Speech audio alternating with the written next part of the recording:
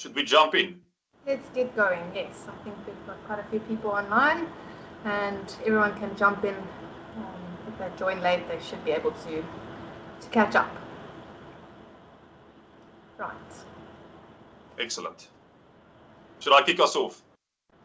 Yes, I think you can start us off, PJ, and then I will take over. Good afternoon, everybody. I'm PJ, and my partner Chanel is also on camera. And we are from a company called Purpose Works. And today we are going to be talking about choosing your lens and looking back specifically over this year to determine whether this year will be a year where you learn and grow, or whether it will just be another year that happened and passed us by in a blink of an eye. So, quick intro overview of who we are. As I said, we are the founders of Purpose Works. We help organizations and teams with the employee experience predominantly, but then we also work as Strove coaches. We've been working with Strove for about a year, I think. And well-being at work is a shared passion of both of our companies. So that's why we feel there's a really good synergy in the way we do things. So that is us. Yes. Let's jump into the content. Okay, so without further ado, I think we'd like to start off with a quote. I like starting with quotes because sometimes other people just say things better than we do. And I think this is a fantastic one. So this quote says and reads, and I'm going to read it to you. It says, if you're willing to do only what is easy, life will be hard. But if you're willing to do what is hard, life will be easier. Slight adjustment or correction from my side. I don't think life is ever really easy. I think if it is, then we might be having to ask some questions about what you're doing, and maybe you need to come and speak to us and tell us what the tricks are. But I don't think life is ever particularly easy. I think it can be easier, and that is very much lies in our ability to make a choice about where we are going. I think research has shown that one of the core beliefs that many of us hold, albeit very, very subconsciously, that cause us a lot of suffering, is the core belief that life should be easy. There's a lot of research that shows that this inconsistency between the expectation and reality is what causes people internal suffering, and sometimes externally as well. And maybe the question is, have you looked back? We're in November, almost the end of November. Have you looked back over the past year and thought to yourself, that shouldn't have been that difficult? Or have you looked back over the past year and thought to yourself, marriage, life, kids shouldn't be hard, it should be easy? Then maybe you're holding on to this belief. So I think whether this belief becomes the thing that you hold on to, or whether you can change that core belief, is really in your own hands. And I think the choice is ours. So PJ, if you wouldn't mind just going to the next slide for me. The choice lies in two very, very important elements. The first one is that if you're sitting here this morning, you need to think about the choice you want to make about going into 2025. Are you going to look back at 2024 and say, I'm going to stay in exactly the same place I am. I'm going to start from the same place that I am right now because it seems like a comfortable choice. I don't feel like doing any more work on myself, on my mind, on my life at this point in time. And I've heard this from a few people in the last few weeks. I'm done. Where's the year-end function and the Take-A-Lot voucher? I want to go and leave. And it's not, I don't think this is, although the comfortable choice, I think it is very short-term focused. It is focused on what is comfortable, entertaining, and really pleasurable right now. If you think about eating the whole bag of chuckles on the couch and binging the Netflix series, it's nice to do it right now. But you're not going to reap the rewards later on when you've got stomach ache and probably not going to sleep very well. Or you have the choice to say, I'm going to step out of my comfort zone. I'm going to look back and reflect at the year past and the good, the bad, the ugly, everything. And I'm going to see where my capacity was stretched. Where did I grow? Where can I still grow? What learnings have I taken and what learnings do I still need to take from the year that's passed? The lens is really looking back and unpacking the year and repacking your bag for 2025 with the lessons you've learned, the growth that you can take with you. It's a focus on growth, it's a focus on learning, it's a focus on optimal living and enjoyment. Much like when you do a really tough workout. Come from a CrossFit background, and I remember everyone lying on the floor dying and feeling like they just can't get up and do another rep or another workout. But when you walk out of the gym and you feel, yes, I did it, or you did the 94.7, I know some of us on the call have done that recently.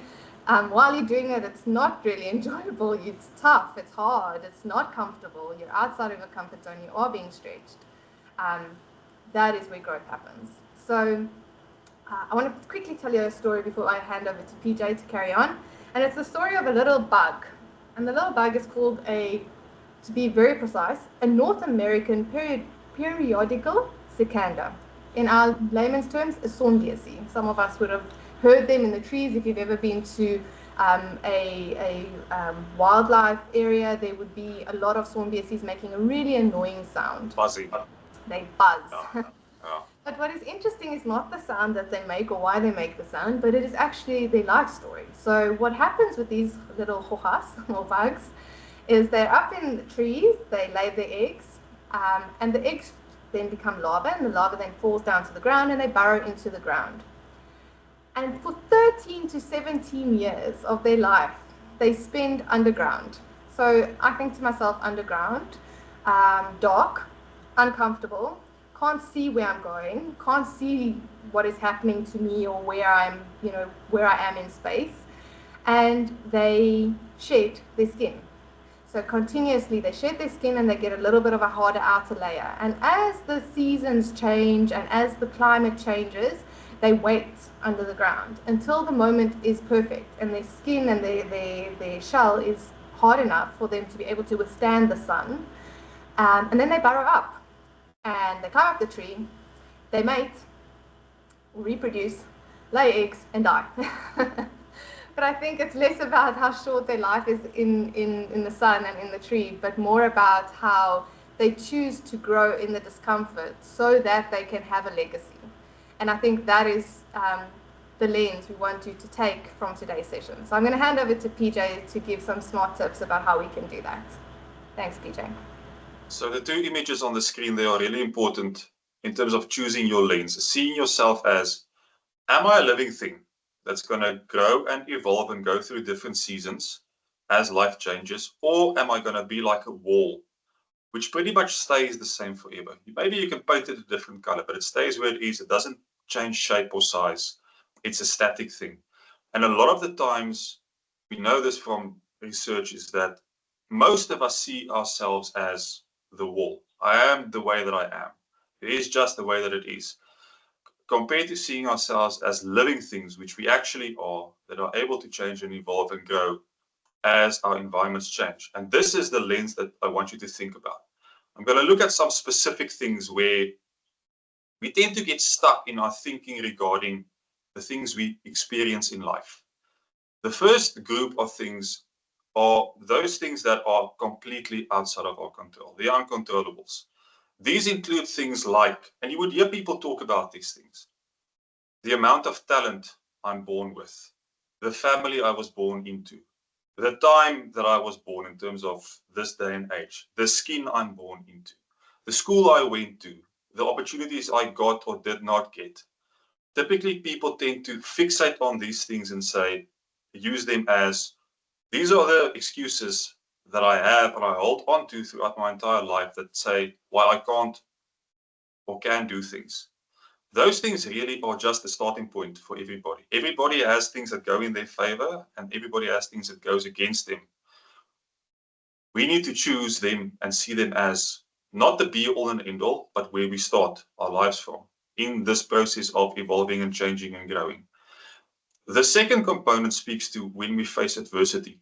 I said to Chanel yesterday, I recently read that in an adult's life, we are typically going to face and experience 36 life-changing events. Things that people would not choose, but things that are going to happen anyway. Bad things that would happen, people passing, or no financial issues, or health issues, or divorce, or whatever it might be. If we are like a wall, we are going to see these things as threats and say, I'm just going to try and stay away from them as best I can because I don't see myself as having the capability of dealing with them. If we look at them through the lens of these are challenges that I need to overcome, it's like riding up a hill. You can choose when you come with your bike to the bottom of the hill to say, this is going to be difficult, but I can do it, or I'm going to turn around and go home. Unfortunately, we don't have the choice of not facing hills in life. They are always going to be there. The third component is the way we look at things when we fail. We are all going to fail. Things are not always going to go according to plan. If we see ourselves as a wall, which we refer to as the fixed mindset, we are going to try and avoid as best we can things that make us look like idiots, things that we fail at, things we can't do yet. Because we can't do it yet, we're going to say, I'll never be able to do this. Because if I'm like a wall, I can't change. But if I'm somebody that is capable of adapting and learning and growing, I'm going to say, well, I don't know how to do this yet, but I can learn how to do this. And if you look back over your year, you would typically look at things that you did not know how to handle. Let's say something happened in February, but now you have a way better idea of, okay, I actually know how to deal with this now. But if we just avoid and only do the things that we can already do perfectly, we're going to function in a very narrow area of focus for the entirety of our life. If we only choose to do the perfect things, life stays a very closed book to us. The way in which we come across or we take on these challenges is something that a lot of people, us included, don't necessarily enjoy doing. And it is the magical word called effort. Effort is something that it exerts energy. It is in the word. It's something that's uncomfortable and difficult to do. But that is the way in which we grow. When we are willing to put in the work, when we are willing to learn the new things, when we go outside of what we already know and put in the work, that's how we get better. If we see ourselves as a static thing, we're going to think to ourselves, if I have to put in the effort, this is probably not for me. And that's typically the way a lot of us think. But effort really is the way in which you get better at what it is that you need to be doing or want to be doing or should be doing. And the last one is the role of feedback. I spoke to somebody recently, a leader, where he told me, I don't like criticism. I don't like it when people tell me that I'm not good enough or I need to be doing better. But that is all of us for the most part. Feedback is a beautiful gift when it comes from people that have good intentions to tell us where we are falling short, because that gives us insight into that's where I need to focus. So if we are like a wall and we only have a fixed mindset, we're not going to like the negative feedback, because if you tell me I need to be better, but I see myself as incapable of change, I can't do anything with it. But if I'm a living thing and you tell me you need to sharpen up there, it's like a gift that you give me. I'm like, I need to do something about that. I can do something about that. Although I might not like it immediately, it feels uncomfortable. It gives me something to work with and get better at. Feedback really is a cool thing when it comes from the right people and it is taken in the right spirit. Okay, so those are the 5 areas where we can choose our lenses. I see things are happening on the screen and hand claps and stuff. So put your comments in the Q&A if you have any questions. Is there anybody on the call that has ever felt like an imposter?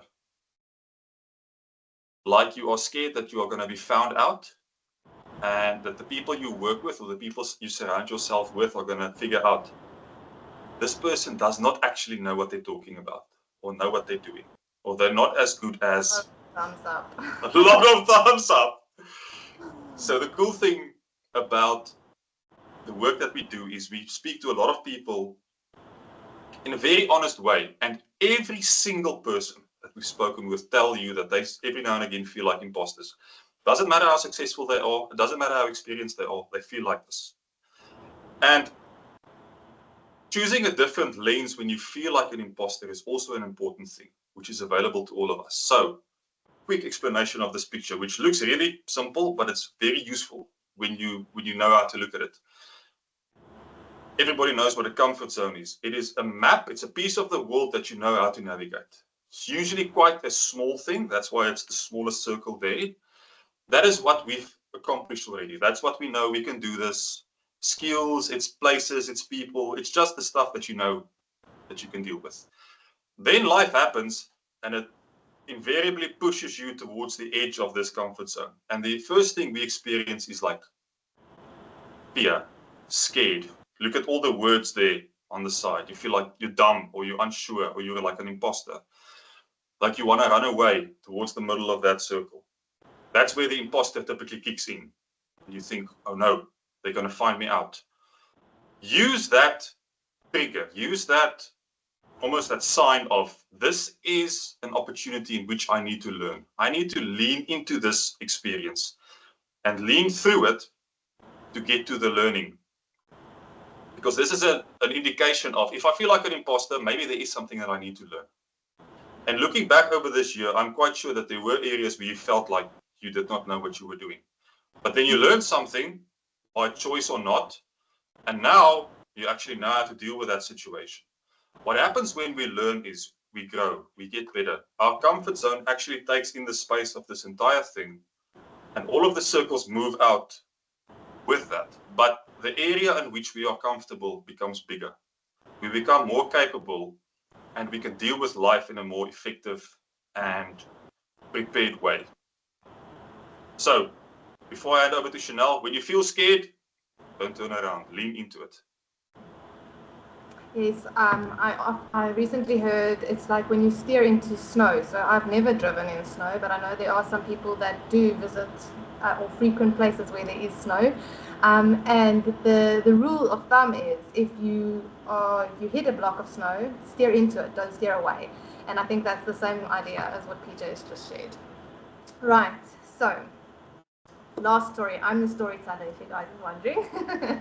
So this story is actually about a research study that was done at Harvard University by the professor of happiness, or the psychologist of happiness. He was actually the head of positive psychology at Harvard University, but he was also the residents' father. So he looked after the residents where people would stay. And students would stay, specifically freshmen. And what he started noticing was people would get to Harvard, and within 3 to 6 weeks after showing up at Harvard, which is amazing, and I'm saying Harvard on purpose because I think that's pretty cool, you would get there and they would start complaining, start feeling anxious, and experience a whole bunch of other mental wellness concerns because they couldn't understand what was going on. And then he would notice there would be a small group that would not be complaining and not experiencing things the same way. He wanted to understand this phenomenon, so he went and did a bit of research and asked a bunch of questions. And the first thing he found was no one just rocks up at Harvard. You are put in the right creche and you have to be the best. You work really hard, you are the best, and then you go to the right primary school or primary school. Then you go to the right high school and the right college, and you make sure that you're the best at everything you do. So you work really, really hard. And then you make it to Harvard, which equates to success in their minds, because I've been working my entire life to get to Harvard. And then they get there and they're not happy and they can't understand why. And his proposal around why is that the actual road should be swapped around. We should start off with happiness, which he really strongly links to gratitude, which I think is a tool that you can use as a lens to look back over the year. They were just so grateful for the opportunity to be able to be at Harvard and to study and to learn. And because they were more grateful and more happy, they were able to work so much harder than people who were unhappy and complaining and dragging themselves down. And subsequently, they were more successful. But their happiness was not linked to the outcome of what they were doing. They were happy and grateful as a starting point. And I think this is an important story looking back at the year that's passed, because our entire year is filled with nuggets of fantastic experiences, with amazing opportunities that we had to spend with our families and our friends, and with at work, having a job, being able to work. All of these things are fantastic experiences, and if we get stuck on the few horrible bad experiences, some of us had maybe more than others, and that's fair, everyone's experience is different, but we need to look for the nuggets and we need to be grateful for what we have. So I'd love to end off my part of the presentation with that story. And then I think we would like to take some questions if there are any. Well, before we look at the questions, maybe PJ, if you just want to sum that up for us. So if you wait for the one day to be happy, for the thing to happen, you're going to wait a very long time. Way better to start with looking around now at the good things. Alongside that, figure out where you are limiting yourself, where you are telling yourself, I can't be successful because of these and these and these things. Those uncontrollable things. Oftentimes we use them as inadvertent excuses of not even trying. Most of us have these things. If we can sort them out and see, okay, maybe I did not have the most ideal circumstances, but I can use those things as a starting point to go forward. You don't need to limit yourself in that way. Secondly, give yourself permission to be a work in progress.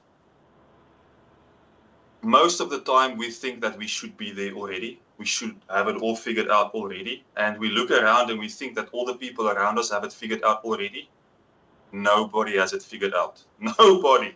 When people are honest enough and they tell you the truth, you find it doesn't even matter what they look like. They look maybe like they've got it. They've not got it. You are also a work in progress. So give yourself the grace for that. Third point, if you're not already doing it, start a gratitude practice. Start writing down the things that you are grateful for. I've done this for many years. Some days I struggle to think of something. Then I'm just grateful for the fact that my back doesn't hurt, because it sometimes does that. That is enough. It just gives you a different lens through which you can view the world. I see a laughing face there. That's true. My back does hurt a lot sometimes. So that's always a cool thing to be grateful about. Lean into the discomfort of growth. Growth is not a romantic thing. It does not happen on your own terms. It does not happen when you decide for it to happen. It is going to happen to you. You can either retreat from it or you can lean into it. But that is the way in which you expand your capability. Lean into the discomfort. And then the last one is start saying yet more often. I don't know how to do this yet. Things are not the way they could be yet. I'm not the best that I can be yet. If you just see it as either I'm a wall or a living thing that's adaptable, see yourself as the living thing, because you are a work in progress. And you can learn to adapt and get to where you want to be in the process. Okay. So if you have, before I say that, being aware of these things is the starting point, but it takes practice to be able to put this into practice. And it's something that we have to remind ourselves often of as well. So if you need help with this, if you have access to the talk function on Strove, you can talk to us, you can book us, and we can help you with this. If you don't, you can get into contact as well. That's what we help people with, individuals, teams, and organizations. Retraining their mindsets and looking at things a bit differently. If there are any questions, you're very welcome to ask them now and share your thoughts. Thanks, PJ. I think one thing that I'd just like to add is the Strove app also has access to a lot of meditation practices, and some of those meditation practices are very specifically directed at gratitude. So if you're struggling with finding something that works for you, start there. It's a 2 or 3 minute meditation practice. In the beginning, it's uncomfortable. As we said, it's not going to be easy to start a new habit. Not this time of the year, we get it. But I think if you really want to end this year off strong and start next year in a different place, that's a good place to start as well. Just looking at the comments, I see there's a lot of people that are asking for access to the recordings. I'm going to ask Jared and team to just assist with that. I love, Michelle, thank you saying that you'll be starting to use that. I've started doing it with my kids. They're small still, but every time they say, I can't do it, and then I say, yes. And then they get super frustrated with me, but they have started saying it now. So I think it is useful, and it does change your mindset around struggling through something sometimes. I do see that some people are struggling also with the Q&A section. So if you are, just add your comments to the chat, and we can touch on them. I also noticed a lot of people, after we asked the question about the imposter syndrome, a lot of people said, yes, that's me. And I saw one specific comment saying, I'm glad I'm not alone. And I think that's exactly the purpose of sessions like this, is to see that you're not alone. Getting perspective about your challenges helps you face them because you're not alone. Yes, I see there's also There's a question that says, how do you overcome the fear of looking like a fool? You realize that it's normal to be afraid of looking like a fool, because nobody wants to look idiotic. But it is, I always use the example of when I moved to Cape Town, I always wanted to learn how to surf. And I have no business surfing. I've never done it. I'm an adult man and I've never done it before. So having the expectation of just being able to jump on that board and being able to do it is a stupid expectation. You prepare yourself to know, like, I'm going to look like an idiot, and that is the expectation. But getting into that as, this is going to be difficult. It's not going to be perfect the first time. You can set yourself up with that expectation already. And knowing also that that is the way that you get better at what you do, is starting off as a novice. You normalize that in your own thinking of, okay, this is fine. I look like a fool. Normal.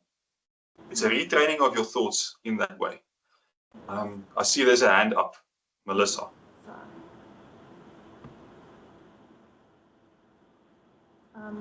I also see Marietta, whilst we're waiting for Melissa, said that it's good to also reflect on your accomplishments and celebrate them. And I think that's very true. We sometimes forget. We're so busy with our lists and the to-dos and getting to everyone that we really, really do struggle to actually shift our perspective and actually look at the good things that happened and celebrate our wins.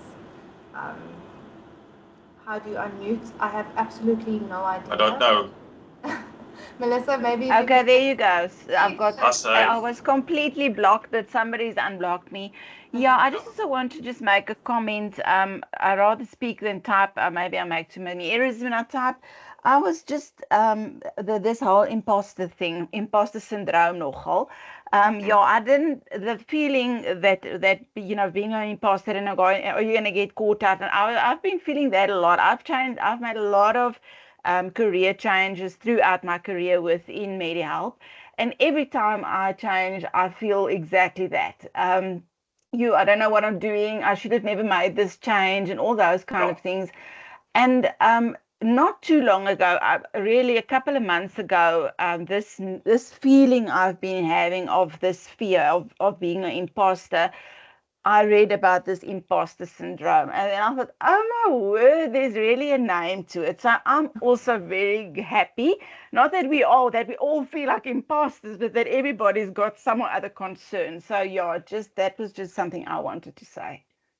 Thank you for sharing that, Melissa, and for using your voice. It's nice to know that we're also talking to people, not just circles. But I think that's true, and I think it's embracing the fact that imposter syndrome can be something that motivates you towards growth if you choose. Yes. Because the example that you used is a beautiful one, because you're aiming for something that you're not capable to do yet, and you should go for the job that is above your current capability. Otherwise, you would just stay where you are all the time. So you aim higher, and then your skill catches up, and then you aim higher and your skill catches up. But in the meantime, it's going to feel uncomfortable. Right. I see time is up, so I don't know if there's any other questions, but for those of you that need to run to a next meeting or for a school run, thank you for joining our session this morning or this afternoon. It was lovely being able to share some of what is happening in our world with you.